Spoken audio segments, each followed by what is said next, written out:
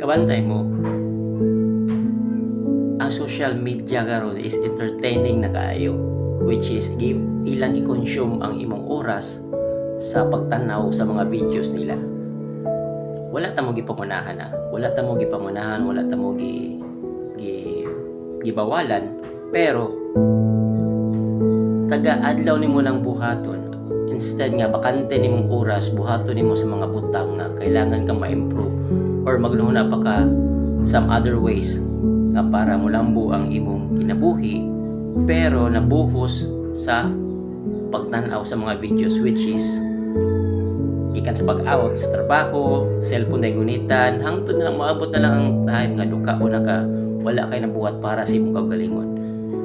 Wala ko nagsulti nga sayop mo, wala ko nagsulti nga daotan, pero kuha man gud ka nang mo reflect na sa imong kaugmaon, labi na dili ka kabal mo manage imong oras.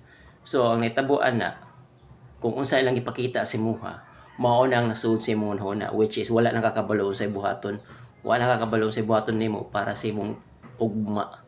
Mo na tinuod, mo na ko nabantayan sa akong galingon. Wala na ko kabantay kay nalingaw ko sa sigig social media taga-adlaw. Almost 4 hours, 5 hours ko nagi-consume. So karon ako kabantay nga nagdagan ng adlaw, naabot na lag 2026. Is wala koy na-prove sa akong kaugalingon.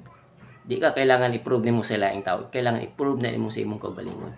So nag-remind lang ko sa inyo hawaan na kay samtang sayo pa.